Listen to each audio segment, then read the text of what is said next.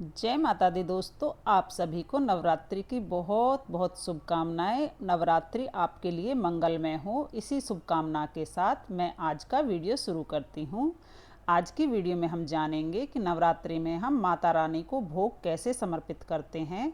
तो देखिए, जब हम नॉर्मली पूजा करते हैं तो सीधा हम भोग समर्पित करते हैं, लेकिन जब हम नवरात्रि में पूजा करते हैं तो भोग हम अग्नि पर समर्पित करते हैं। और वैसे भी कहा जाता है कि अग्नि में जो भोग हम समर्पित करते हैं वह सीधा देवताओं को प्राप्त होता है या देवताओं तक जाता है, इसलिए अग्नि में भोग समर्पित करना सबसे शुभ माना जाता है। तो देखिए, नवरात्रि में जब हम पूजा करेंगे तो आप इस तरह अग्नि पर गाय के गोबर का जो बना हुआ उपला होता है, आपको वह बाज़ार में आसानी से मिल जाएगा। जहाँ से भी आप पूजा का सामान खरीदेंगे वहाँ पर आपको ये उपले आसानी से मिल जाएंगे। छोटी छोटी थेपड़ी भी बनी होती हैं, और इस तरह का एक साबुत उपला भी आप ले सकते हैं। और इसको आप दोनों तरफ से जलाकर करसी बना लीजिए। उसके बाद किसी भी मिट्टी के बर्तन या किसी भी हवन कुंड, जो आपके पास छोटा सा हवन कुंड हो या कोई मिट्टी का बर्तन हो या प्लेट हो, ढक्कन हो, जो भी आपको आराम से मिल जाए उसमें आप भोग समर्पित कर सकते हैं। तो इस तरह इसे आप दोनों तरफ से सेक कर इस करसी को रख लीजिए। उसके बाद हम इसको चौकी पर रख देंगे, अंगारी को। उसके बाद देखिए, सबसे पहले हम इसमें कपूर डालेंगे ताकि अच्छे से अग्नि प्रज्वलित हो जाए। तो यहाँ पर देखिए, मैंने कपूर डाल दिया। इस तरह आप कपूर की टिक्की भी डाल सकते हैं, छोटे छोटे कपूर के टुकड़े करके भी आप इसमें डाल सकते हैं। उसके बाद हम अग्नि प्रज्वलित कर देंगे। तो यहाँ पर ये जो कपूर है इसको मैं जला लूँगी, और यहाँ पर देखिए अच्छी सी अग्नि जल गई है। अब इसमें देखिए भोग समर्पित करना होता है। तो देखिए, जब माता रानी को हम भोग लगाएंगे तो भोग में सबसे पहले हम घी समर्पित करते हैं, और घी समर्पित करने के बाद अग्नि अच्छे से प्रज्वलित हो जाती है। उसके बाद हम उसमें लौंग समर्पित करते हैं। 2 लौंग का जोड़ा हमें चढ़ाना है।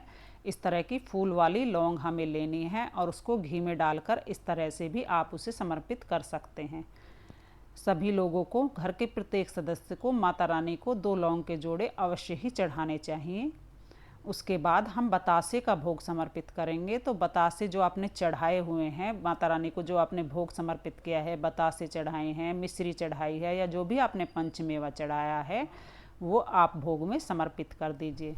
साथ में जो भी आप, उसके बाद हम अग्नि में दोबारा से घी का समर्पित करेंगे, और जो सामग्री आपके पास हो आप वो अग्नि में समर्पित कर दें। उसके बाद हम पान का जो भी हमने भोग स्वरूप लगाया है उसको हम पान को बीड़ा बनाकर अग्नि में समर्पित कर सकते हैं। कहा जाता है कि जब हम अग्नि में समर्पित करते हैं तो वो सीधा माता रानी को प्राप्त होता है, इसलिए अग्नि में भोग समर्पित करना अच्छा और शुभ माना जाता है। जब भी कोई बड़ा तीज त्यौहार आता है, जब भी हम अनुष्ठान करते हैं तो हम अग्नि में ही भोग समर्पित करते हैं। इस तरह पान का बीड़ा बनाकर आप उस पान को अग्नि में समर्पित कर दें, और उसके बाद इस तरह से कपूर जला दें ताकि वो अच्छे से जल जाए। उसके बाद हम उसमें कपूर और घी डाल दें, और जो पान हमने चढ़ाया है वो अच्छे से जल जाए। इस तरह से हम अग्नि में पान भी समर्पित कर देंगे। उसके बाद हम जल के छींटे लगाएंगे। जल के छींटे हमें ज़रूर लगाने हैं। हाथ में जल लेकर इस तरह से हम अग्नि के ऊपर से वार देंगे, और यह सीधे छींटे लगा सकते हैं। इस तरह से जल के छींटे भी लगाएं। ये देखिए, पान जो है अग्नि में भी समर्पित कर दिया है, और पान को आप घर के किसी सदस्य को प्रसाद स्वरूप खाने को भी दे सकते हैं। अगर आप अग्नि में पान समर्पित करते हैं तो सबसे अच्छा होता है। अग्नि का भोग तो सबसे ज़्यादा शुभ माना जाता है। तो इस तरह से पूरे नवरात्रि, पूरे 9 दिन हम माता रानी को भोग समर्पित करते हैं। और देखिए, आप चाहें तो आप दोनों समय माता रानी को इसी तरह से भोग समर्पित कर दें। लेकिन अगर 2 समय आप नहीं कर पाते हैं तो सुबह के समय तो आप ज़रूर अग्नि में माता रानी को भोग समर्पित करें। अगर आप करसी या उपला भी आप नहीं कर पा रहे हैं तो कपूर से भी माता रानी को भोग समर्पित करें। एक प्लेट में कपूर जलाकर उसमें आप 2 लौंग के जोड़े अवश्य से चढ़ाएं, और इसके बाद गणेश जी की और माता रानी की आरती करेंगे। आप चाहें तो कपूर से भी आरती कर सकते हैं, अलग से दिया जलाकर भी आप आरती कर सकते हैं। इस तरह छोटा सा हवन करके हम माता रानी को भोग समर्पित करते हैं। यह वीडियो आपको कैसी लगी हो कमेंट करके ज़रूर बताएं। वीडियो अच्छी लगी हो तो लाइक सब्सक्राइब ज़रूर करें। जय माता।